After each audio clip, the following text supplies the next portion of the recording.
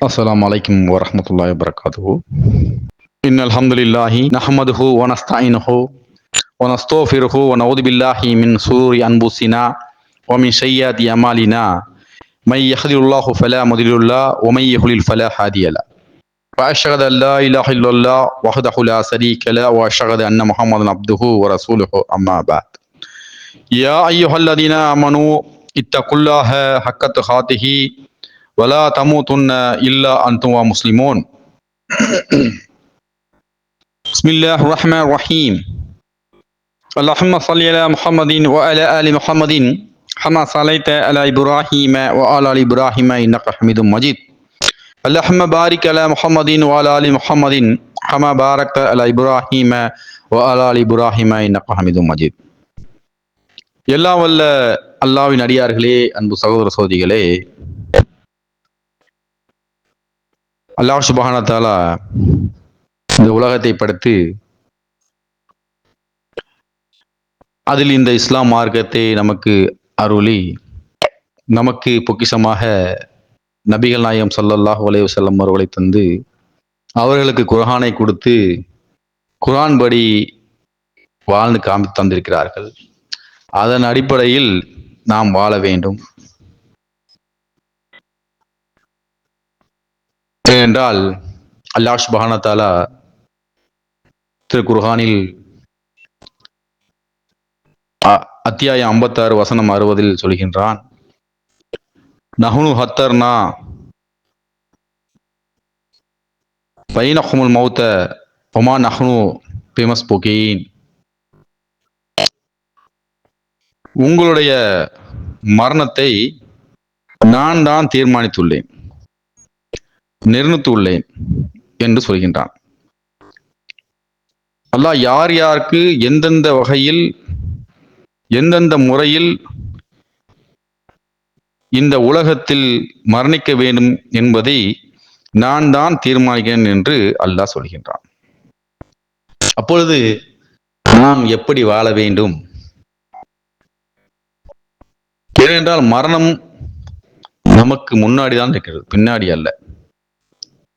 அந்த மரணத்தை நினைத்து நாம் அல்லாஹ் சுப்ஹானஹு வ தஆலா எப்படி சொல்லியிருக்கின்றான், அல்லாஹ்வுடைய தூதர் நபிகள் நாயகம் ஸல்லல்லாஹு அலைஹி வஸல்லம் அவர்கள் நமக்கு வழி எப்படி காட்டி தந்தார்கள், அதுபோல் வாழ வேண்டும்.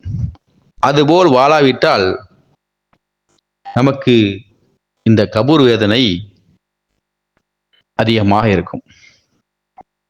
ஏனென்றால் இன்றைக்கு தலைப்பு தீயவர்கள் கபூர் வேதனை என்ற தலைப்பு. முதலில் இந்த மனிதர்கள் எப்படி தீயவர்களாக மாறுகிறார்கள் என்று நாம் பார்ப்போம். ஏனென்றால் மனிதர்களுக்கு அல்லாஹ் சுப்ஹானஹு வ தஆலா ஒரு இறை தூதராக அல்லாஹ்வின் தூதர் முஹம்மது நபி ஸல்லல்லாஹு அலைஹி வஸல்லம் அவர்களை அனுப்பி தந்து அவர்கள் நமக்கு அழகான முறையில் வழிகாட்டி தந்திருக்கிறார்கள். ஆனால் நாம் இந்த உலகத்தில் ஒவ்வொருவரும் அவரவர்கள் வழியில் செல்கிறார்கள். ஒருவர் என்ன சொல்கிறார் என்றால், முன்னோர்கள் வழிதான், நாங்கள் முன்னோர்களை தான் பின்பற்றுவோம். இன்னொருவர் சொல்கிறார், நாங்கள் சஹாபாக்களை தான் பின்பற்றுவோம்.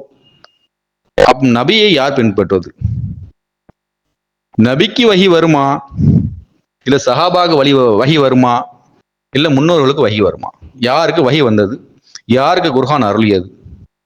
இதையெல்லாம் தெரியாமல் பாமர மக்கள்கள் குழம்பி போயிருக்கிறார்கள். இதற்கு காரணம் யார் என்றால் சில நபர்கள் தான், உலமாக்கள், பெரியார்கள் எப்படி சொல்லிக்கிறார்கள் அவர்கள் தான். சரியாக புரிந்து கொள்ள வேண்டும். இல்லாவிட்டால் நமது செக் போஸ்ட் கபூர், அந்த கபூரிலே நாம் பாஸ் பண்ண வேண்டும் என்றால் நபி வழி பின்பற்ற வேண்டும். நபி என்ன சொல்லியிருக்கிறார்கள், நமக்கு நபி ஸல்லல்லாஹு அலைஹி வஸல்லம் அவர்கள் காட்டி தந்தது என்ன, அதே மாதிரி நேரு வழியில் தான் நடக்க வேண்டும். ஏனென்றால் மரணம் நிச்சயம். பல குழப்பங்களை உண்டாக்கி கொண்டிருக்கிறார்கள் உலகத்தில். அப்போது மனிதர்கள் எப்படி தீயவர்களாக ஆகிறார்கள், எப்படி அவர் கெட்டவனாக மாறுகிறார் என்றால்,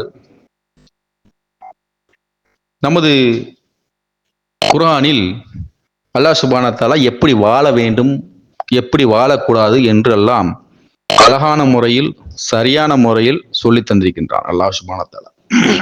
அதுபடி நபிகள் வாழ்ந்து காமித்து தந்திருக்கிறார்கள். எக்ஸாம்பிள் நம்ம சொல்ல போனா முதல்ல வந்துட்டு நமது இந்த புறம் பேசுவதை பத்தி பார்ப்போம். ஏனென்றால் இந்த புறம் பேசுவதை பத்தி ஹதீஸ்ல நமக்கு அழகாக சொல்லி தந்திருக்காங்க. அபுதாவுதுல வந்துட்டு 4878ல 4235 பாருங்களேன். அனஸ் பின் மாலிக் ரலியல்லாஹு அன்ஹு சொல்லியிருக்காங்க. என்ன சொல்லியிருக்காங்கன்னா, இந்த புறம் பேசுறதை பத்தி சொல்லியிருக்காங்க. அப்போ நபிகள் நாயகம் ஸல்லல்லாஹு அலைஹி வஸல்லம் அவங்க வந்து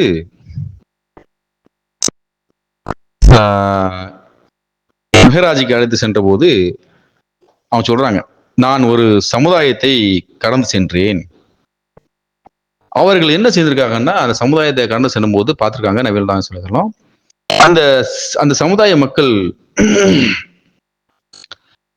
அவர்கள் கையில் வந்து செம்பினாலான நகங்கள், அவர்கள் கையில் செம்பினால் கைகள் விரல்கள் எல்லாம் அந்த செம்பால வந்து நகங்கள் இருக்குது, அல்லாஹ் கொடுத்துருக்கான். அதால என்ன பண்றாங்க அப்படின்னா, அவங்களுடைய நெஞ்சில மார்பங்கள்ல வந்து இப்படி கீச்சிக்கிட்டு இருக்காங்க. அவங்களாவே கீச்சுறாங்க, முகங்கள் மார்பங்கள்லாம் கீச்சிக்கிட்டு இருக்காங்க. அப்போ வந்து ரொம்ப காயப்படுத்திக்கிட்டு இருக்காங்க.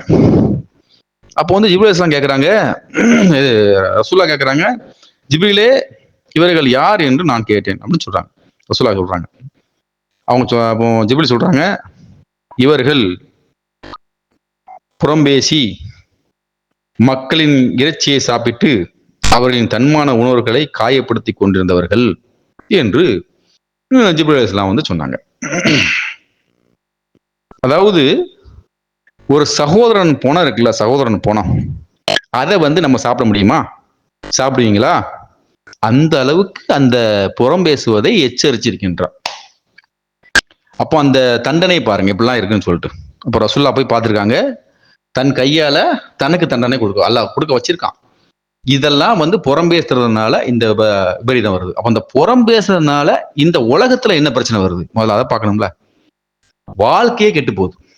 ஒரு மனுஷன் நல்லா வாழ்ந்துகிட்டு இருப்பான், ஆனா வந்து அதை கெடுக்கிறது புறம் பேசுவது. அந்த வீட்டுல போயிட்டு இப்போ அவன் வந்து நல்ல மாதிரி இருக்காங்க, வாழ்ந்துகிட்டு இருக்காங்க, புருஷன் முன்னாடி நல்ல மாதிரி வாழ்ந்துட்டு இருக்காங்க அப்படின்னா, இவன் வந்து என்ன பண்றது, 1க்கு 2 சொல்றது.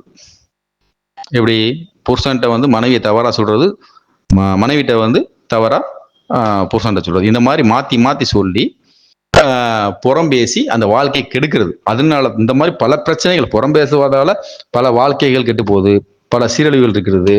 இந்த மாதிரி பேசுறதுனால தான் அல்லாஹ் சுப்ஹானஹு வ தஆலா சரியான தண்டனை கொடுத்துருக்கான். அப்ப இதெல்லாம் வந்து ஹதீஸ்ல அறிவிச்சிருக்கிறான்ல, இதை தெரிஞ்சும் நம்ம தவறு பண்றோம்ல, அதனால தான் அந்த கபூர் வேதனையை அவன் தீயவர்களாக மாறுகிறான். அப்போ தீயவர்களாக மாறினா இதுதான் தண்டனை. இது ஏன் தீயவர்களாக மாறினான், இவன் ஏன் அந்த ஹதீஸை நம்பல, ஏன் வந்து இவன் பண்ணிக்கிட்டு இருக்கிறான், தேவையில்லாம வந்து ஹதீஸை நம்ப மாட்டிருக்கான், குர்ஆனை நம்ப மாட்டேங்கிறான், என்ன காரணம்? ஏனென்றால் அல்லாஹ்வுடைய வசனங்களையும் அல்லாஹ்வுடைய வேதத்தையும் இவன் வந்துட்டு நம்பல. அதாவது முதல்ல வந்துட்டு இவன் என்ன பண்றான் அப்படின்னா நிராகரிச்சிருக்கான். அப்போ வந்து அல்லாஹ் சொல்றான் பாருங்க, 2வது அத்தியாயத்துல வந்துட்டு வசனம் 161ல, இன்னல்லதீன கஃபரு வமாது வஹும் குஃபாருன் உலாயிக அலைஹிம் லஹ்னத்துல்லாஹி வல் மலாயிகதி வன்னாசி அஜ்மஈன். யார் இந்த வேதத்தை உண்மைகளை நிராகரிக்கிறார்களோ, இன்னும் நிராகரிக்கும் காபிர்களாகவே மறந்து விடுகிறார்களோ, நிச்சயமாக அவர்கள் மீது அல்லாஹ்வுடைய மலக்குமார்களுடையும் மனிதர்கள் அனைவருடைய சாபம் உண்டாகும். பாத்தீங்களா எவ்வளவு பெரிய பிரச்சனை. அவன் வேதத்தை நம்பாதனால தான் இதெல்லாம் செய்யறான். அப்ப அந்த வேதத்தை நம்பாதனால இதெல்லாம் சேர்ந்ததுனால அல்லாஹ்வே என்ன சொல்லிட்டான் பாத்தீங்களா, அவர்கள் மீது மலக்குகளுடைய மனிதர்களுடைய அனைவருடைய சாபம் உண்டாகும் சொல்லிட்டு அல்லாஹ் சுப்ஹானஹு வ தஆலா திருக்குர்ஆனிலே சொல்லிட்டான். ஏன்னா இவன் மறுமையை நம்பாம தானே இந்த மாதிரிலாம் பண்ணிட்டு இருக்கான், புறம் பேசுறது, அடுத்தவனை கெடுக்கிறது, அல்லாஹ்வுடைய வேதத்தை அழுச்சாட்டியமாக அநியாயம் பண்ணி கொண்டிருக்கிறது. அப்ப அந்த குர்ஆன்ல எல்லாத்தையுமே அறிவிச்சிருக்கான். இது மறுமையை நம்பாதவர்களுக்கு தான் இந்த மாதிரி பிரச்சனை. அவர் தான் இந்த தீயவர்களாக மாறுகிறார்கள். அப்போது தீயவர்களாக மாறினால் என்ன நடக்கும் கபூர்ல? அப்போ வந்து இப்படிப்பட்ட மனிதர்கள் இறந்து போவார்கள். அவர்களுக்கு கபூரில் என்ன வேதனை நடக்கும்? ஏனென்றால் இவ்வளவு அலட்சாட்டியம் பண்ணி கொண்டு அவர் நிராகரித்த வண்ணமாக மறைந்து விட்டார். மரணித்தவுடன் இவர் அடக்கம் செய்கிறார்கள். அடக்கம் செய்த பிறகு விசாரணை செய்யப்படும். அப்போ நபிகள் நாயகம் ஸல்லல்லாஹு அலைஹி வஸல்லம் அவங்க சொன்னாங்க, இரண்டு மலக்குமார்கள் வருவார்கள். வந்தவுடன் என்ன கேட்பாங்க அந்த மனிதர்கிட்ட? மன் ரப்புக்க, எல்லாத்துக்கும் தெரிஞ்ச கேள்விதான். மன் ரப்புக்க, உன்னுடைய ரப்பு யாருப்பா அப்படின்னு கேட்பாங்க. உடனே நம்ம இங்க உலகத்துல நம்ம என்ன சொல்லுவோம்? என்னப்பா 3 கேள்வி தானே, அந்த 3 கேள்விக்கு நம்ம என்ன பெரிய விஷயமா, பதில் சொல்றது கஷ்டமா? இந்த மாதிரி தீய செயல்கள் சேர்ந்து விட்டு நீங்கள் அனாச்சாரம் அட்டூழியங்கள்லாம் பண்ணிவிட்டு நீங்க வட்டிக்கு வாங்கிட்டு விபச்சாரம் பண்ணிட்டு அங்க போய் கபூர்ல போனா இதுக்கு பதில் சொல்லுவோமா? எப்படி பதில் சொல்ல முடியும்? என்ன சொல்வார்கள் தெரியுமா அந்த மனிதர்கள்? உன்னுடைய ரப்பு யாருன்னு கேட்டதுக்கு என்ன சொல்லுவார் தெரியுமா?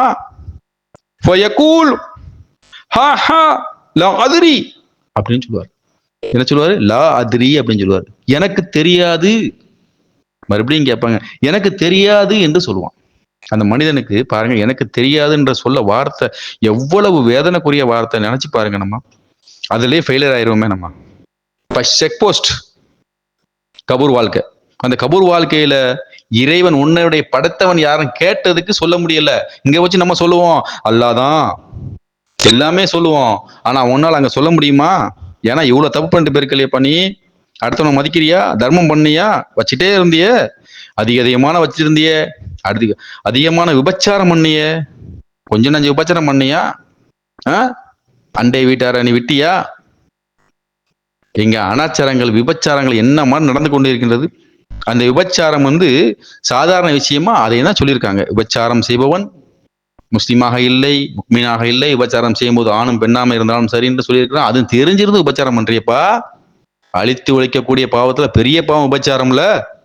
கல்லால எரிந்து அடிக்க வேண்டிய தண்டனை கொடுக்க வேண்டிய விபச்சாரம் அல்ல. அந்த விபச்சாரத்தை அசால்ட்டா பண்றியா? ஏப்பா பெரியப்பா மக்கா சின்னப்பா மக்கான்னு பழகுறீங்க. தம்பி பொண்டாட்டிய நீ விபச்சாரம் பண்றிய. நீ எங்கப்பா போவ? கபருக்கு தானப்பா போவ. எங்கேயும் ஓட முடியுமா? கபூர் வாழ்க்கையை உன்னால அனுபவிக்க முடியுமா? சாதாரண விஷயம் நினைச்சிட்டு இருக்கிறீங்களா? கபூர் வாழ்க்கை சும்மா இல்ல, விடமாட்டான்லா சுப்ஹானஹு வ தஆலா. நீ சாதாரண நினைச்சு கொண்டிருக்கிறீர்கள். மறுமையை நம்புங்கள். அல்லாஹ் சுப்ஹானஹு வ தஆலா சொல்கிறான், ரொம்பவும் உங்களை கபூர் வாழ்க்கை சாதாரண விஷயம் இல்ல, இன்னும் அதிகமான தண்டனைகள் இருக்கிறது. பாருங்க, 2வது கேள்வி கேட்கிறாங்க மலக்குமார்கள் கேட்பாங்க,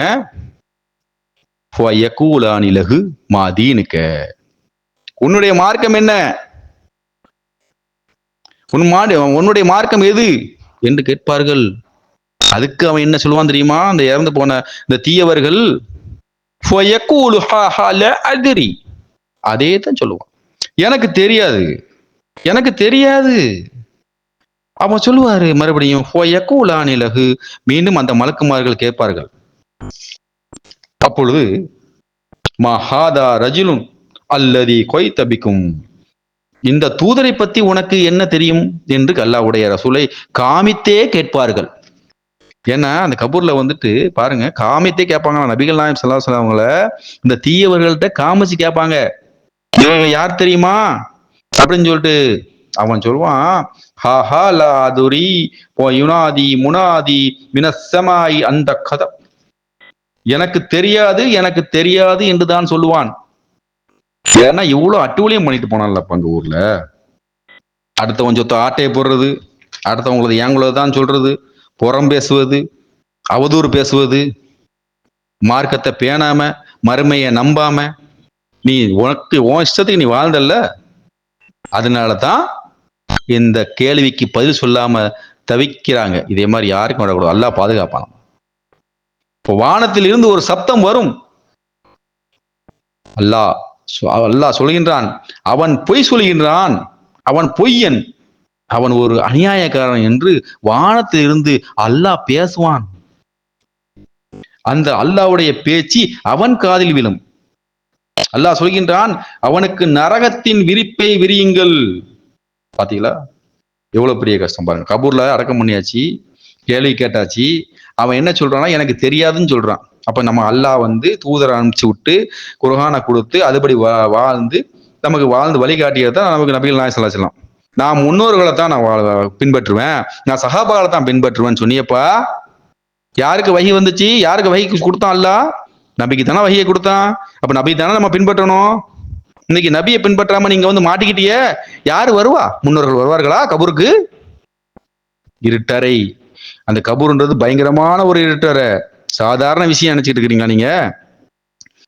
அதனாலதான் பாத்தீங்களா அல்லாஹ் சொல்கின்றான், அவனுக்கு நரகத்தின் விரிப்பை விரியுங்கள். பாய் கூட நரகத்தின் விரிப்புன்னா சாதாரணம் இல்ல. நரகத்தின் வாசலை திறந்து விடுங்கள். நரகத்தின் வாசல். அவனுக்கு நெருப்பு காற்றை காற்றுங்கள். பாத்தீங்களா, கபூரை நோக்கி அந்த நெருப்பு காற்றை வீசுங்கள் என்று அல்லாஹ் சுப்ஹானஹு வ தஆலா உத்தரவிடுகின்றான். அது மட்டுமில்ல, விஷக்காற்றையும் சேர்த்து அனுப்புங்க அப்படின்றான். ஏங்க, ஒரு காத்து சாதாரண காத்தையே புயல் அடிச்சா தாங்க முடியாது, அப்புறம் விஷ காத்து அந்த அந்த நரகத்தினுடைய வேதனை, நரகத்துடைய விரிப்பு எப்படி இருக்கும் நீங்க நினைக்கிறீங்க? மற்றும் கபூரை வந்து நெருக்கம் செய்யும். இந்த அநியாயக்காரன் உலகத்தில் எவ்வளவு ஆடம்பரமாக வாழ்ந்தான், எவரையும் மதிப்பதில்லை. எப்போது பார்த்தீங்களா, இப்போது பாத்தீங்களா, இதுதான் வந்து எவனை மதிக்காம எவனை போனானே, இன்னைக்கு அவனுடைய செயலை பாத்தீங்களா, கபருடைய வேதனை பாருங்க என்னலாம் இருக்கு பாத்தீங்களா. அப்ப மற்றும் ஒரு தண்டனை இருக்குது பாருங்க. கபரில் ஒரு நபர் வருவார், அவர் எப்படி இருப்பார் தெரியுமா? ரொம்பவும் அழுக்கான முகம், ரொம்ப அருவருப்பான, பார்க்கவே ரொம்பவும் கஷ்டமா இருக்கிற மாதிரி ஒரு துர்நாற்றம் பயங்கரமா இருக்கும், பயங்கரமான துர்நாற்றம். அந்த மனிதன் வந்து இவன் அவன் கேட்பான், யாரு இறந்து போனவன் கேட்பான், அந்த தீயவர் மரணம் கேட்கும், எப்பா நீ யாருப்பா அப்படின்னு கேட்பான். அவனை பார்த்து யாருன்னு கேட்பான். அப்ப அதற்கு அந்த மனிதன் சொல்லுவான், இப்ப நீ உலகத்துல கேடுகட்ட கேவலமான செயல்லாம் செய்தல்ல, அதான்பா மொத்தம் உருவம் தான், நான் மனிதனா உருவாகி வந்திருக்கிறேன் என்று சொல்லுவான். எப்படி? அவன் மரணம், அதாவது அவன் வந்துட்டு மறுமை காலம் வரை உன்னுடன் தான் இருப்பேன் அப்படின்னு சொல்றான். இது அல்லாஹ்வுடைய உத்தரவு அப்படின்றான். பாத்துக்கிறேங்க. இங்க வந்து பக்கத்துல வந்து வேர்வா நாத்தமா ஒருத்தன் போய் உட்கார்ந்தாலுமே இவன் நவுண்டு உட்காந்துருவான், சூ சூ சூ அப்படின்னு சொல்லுவான். சட்டையை கூட தட்டி விட்டுட்டு பேசாம போயிடுவான். இவ்வளவு மோசமானவா இருக்கானா அப்படின்னு சொல்லிட்டு. அப்ப எவ்வளவு பெரிய தண்டனை அல்லாஹ் சுப்ஹானஹு வ தஆலா கொடுக்குறான் பாத்தீங்களா? அழுகுன முகமா, அப்படி பார்க்கவே அருவருப்பா இருக்குமா. இப்படி அந்த பாருங்க என்ன தண்டனை எல்லாம் கொடுக்குறான் பாருங்க. அப்போ வந்து அந்த அளவுக்கு மோசமானவன் பக்கத்துல இருக்க முடியாது. அவன் லாஸ்ட் என்ன சொல்லியிருக்கான் அல்லாஹ் சுப்ஹானஹு வ தஆலா? மறுமை காலம் வரைக்கும் அவங்க கூட தான் இருக்கணும்னு சொல்லியிருக்கான்னு சொல்லிட்டு அவன் மனுஷன் சொல்லுவான். எப்படி? இன்னொரு தண்டனை இருக்கு பாருங்க. அதாவது இதெல்லாம் வந்து சாதாரண விஷயம் இல்லைங்க. புகாரில வந்துட்டு 1374, 236, 924 இந்த மாதிரிலாம் நீங்க படிச்சு பாத்தீங்கன்னா வைங்களேன், இந்த மரமே இந்த கபருடைய தீய கபருக்குள்ள மனிதர்களை பத்தி படிச்சா அது வரிசையா வந்துட்டே இருக்கும். இன்னொரு தண்டனை பாருங்க. கபர்ல வந்து ஒரு நபர் வருவார், ஒரு சுத்தியல் எடுப்பாரு, எடுத்துட்டு வருவாரு. அந்த சுத்தியலை வந்து அடிச்சேன்னு வைங்களேன், உகது மலை இருக்குல்ல, உகது மலையை அடித்தால் அந்த மலை தூள் தூளாக நொறுங்கி விடும். நபிகள் நாயகம் சொல்றாங்க, அடிக்கும் நபரை அல்லாஹ் எப்படி படைச்சிருக்கான் தெரியுமா? அந்த மனுஷனை எப்படி படைச்சிருக்கான் தெரியுமா? அவருக்கு வந்துட்டு இங்க பாருங்க, காது கேட்காது, வாய் பேச மாட்டான்.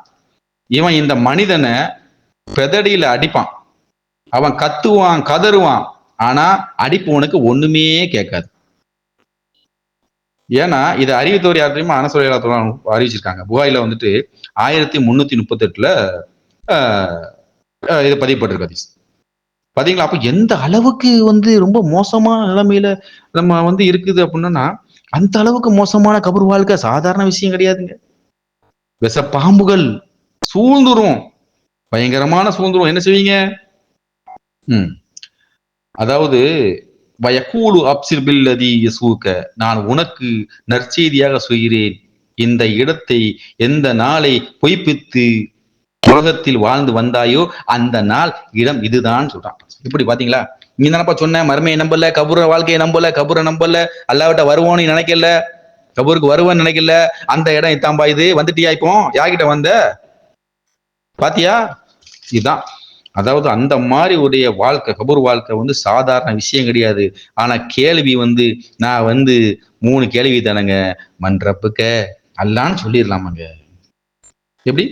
மதீனுக்க அதான் மார்க்கம் இஸ்லாம்னு சொல்லிடலாமாங்க. என்ன உன்னுடைய நபியார் முகமது நபி ஸல்லல்லாஹு அலைஹி வஸல்லம் சொல்லிடலாமாங்க. எப்படி சொல்ல முடியும் சொல்லுங்க? இங்க வந்து அழிச்சாட்டியம் பண்ணிக்கிட்டு மார்க்கத்தை மதிக்காம நடந்துக்கிட்டு இப்பெல்லாம் நடக்கலாமா? மறுமையை நம்பலன்னா என்னங்க வருது? மறுமையை நம்பலன்னா என்ன தெரியுமா அர்த்தம்? மறுமையை நம்பலாம் என்ன தெரியுமா சொல்றான் பாருங்க. وَأَنَّ الَّذِينَ لَا يُؤْمِنُونَ بِالْآخِرَةِ أَعْتَدْنَا لَهُمْ عَذَابًا أَلِيمًا. அல்லாஹ் சுப்ஹானஹு சொல்றான். அத்தியாயம் 17 வசனம் 10. எவர்கள் மறுமை நாள் மீது நம்பிக்கை கொள்ளவில்லையோ அவர்களுக்கு நிச்சயமாக நாம் நோவினை தரும் வேதனையை சித்தப்படுத்தி இருக்கின்றோம் சொல்றான் அல்லாஹ் சுப்ஹானஹு வ தஆலா. எல்லாம் குர்ஆன்ல வந்தது, சும்மா சாதாரணமா நாங்க பேசல. அந்த அளவுக்கு மோசமானது தான் இந்த கபருடைய வாழ்க்கை அந்த தீயவர்களுக்கு. அப்ப நாம் எப்படி நடக்க வேண்டும்? நபி ஸல்லல்லாஹு அலைஹி வஸல்லம் அவர்களை பின்பற்றி அவர்கள் வாழ்ந்து காட்டியதை நாம் வாழ வேண்டும். அப்படி இருந்தால்தான் நாம் சொர்க்கம் செல்வோம்.